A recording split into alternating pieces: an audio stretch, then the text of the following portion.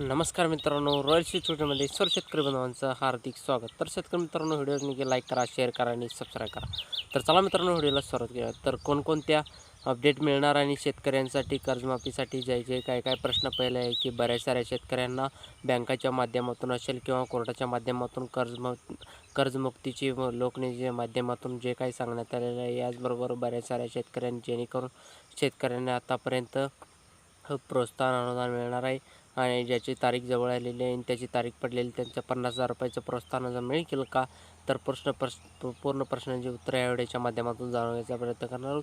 तर नमस्कार मित्रांनो, रॉयल स्टुडिओमध्ये सर्व शेतकरी बांधवांचं हार्दिक स्वागत. तर शेतकरी मित्रांनो, एकच विनंती आहे की हा कर्जमाफीचा अपडेट हा महत्त्वाचा आहे आणि हा अपडेट हा व्हिडिओ शेवटपर्यंत पहा.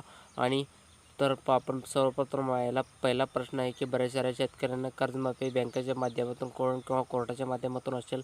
कर्जमाफीच्या नोटिसा शेतकऱ्यांना परवाच्या बँकेच्या माध्यमातून सांगण्यात आलेलं आहे की शेतकऱ्यांच्या कोर्टाच्या माध्यमातून नोटीस अशी देण्यात आलेली आहे की हे कर्जाचं ऋण समाधान करण्यासाठी जे काही करण्याकरिता तुम्ही कोर्टामध्ये हजर व्हावं, अशा पद्धतीने notice state bank of India असेल, बँक ऑफ इंडिया असेल, महाराष्ट्र बँक ऑफ असेल, ज्या बँकेच्या शेतकऱ्यांचं कर्जमाफी काढलेलं आहे, तर कर्जमाफी घेतलेलं आहे. तर याच्या शेतकऱ्यांना सांगण्यात आलेलं आहे की सरकारने जे काही निर्णय घेण्यात आहे की कशासाठी आलेला आहे, तर तुमचं आपण जर पाहायला गेलं तर ज्या शेतकऱ्यांचं कर्जमाफी सेटलमेंट करावं यासाठी शेतकऱ्यांना नोटीस आलेलं आहे. तर परंतु आता शेतकऱ्यांना प्रश्न पडत आहे की हे नोटीस कर्जमाफीचं जे काही सांगण्यात आलेलं आहे, तर अद्यापही आपण जर पाहायला गेलं तर आतापर्यंत जे काही सेटलमेंट करण्यात आलेलं आहे की 2 लाखापर्यंत कर्जमाफी थकीत असेल तर तुमचं कर्जमाफी 100% लाभ मिळणार आहे. सेटलमेंट करणं, बँकेचा कर्ज भरू नका. तर तुम्ही जर पात्र होत असेल तर तुम्ही बघण्याची आवश्यकता नाही. तर आपण गेले तरी बी तिथं जाऊनच यायचं आहे. दुसरं फक्त काही करायचं नाही. तर पुण्यश्लोक अहिल्यादेवी होळकर यांच्या कर्जमाफी योजनेची घोषणा केलेलं आहे. तर तुमचं जर कर्जमाफी मिळत असेल, थकीत असेल, तर तुम्ही कर्जमाफी मिळणार का? तर आपण या व्हिडिओच्या माध्यमातून जाणून घेणार आहे. तर 50,000 रुपयेपर्यंत कर्जमाफी भेटायचं त्या शेतकऱ्यांचं एका दिवशी 97,000-98,000चं कर्जमाफी होत असेल तर 2 लाखापर्यंत कर्जमाफी मिळणार आहे. सप्टेंबर 2025 पर्यंत पूर्णपणे कर्जमाफी मिळणार आहे. हे मात्र स्पष्ट आहे.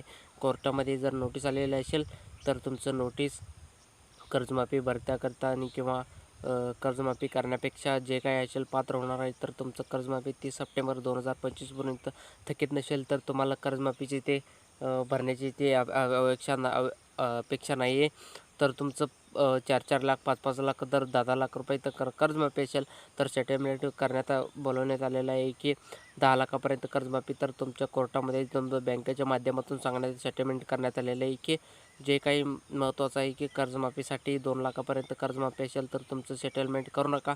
तर 2 लाखापर्यंत राज्य सरकारच्या पुण्यश्लोक अहिल्यादेवी होळकर यांच्या कर्जमाफीच्या माध्यमातून सांगण्यात आलेले आहे की हे कर्जमाफीचे शेतकऱ्यांचं जे काही सांगण्यात आलं आहे, राज्याच्या 30 सप्टेंबर 2025पर्यंत जे काही अशा कर्जमाफी मोठे अपडेट होतं. तर असा अपडेट आहे की मागची 3 ते 4 वर्षामध्ये पूर्ण शेतकरी आहेत तर त्या शेतकऱ्यांचं कर्जमाफी अनुदान देण्याचा करण्यात आलेलं आहे.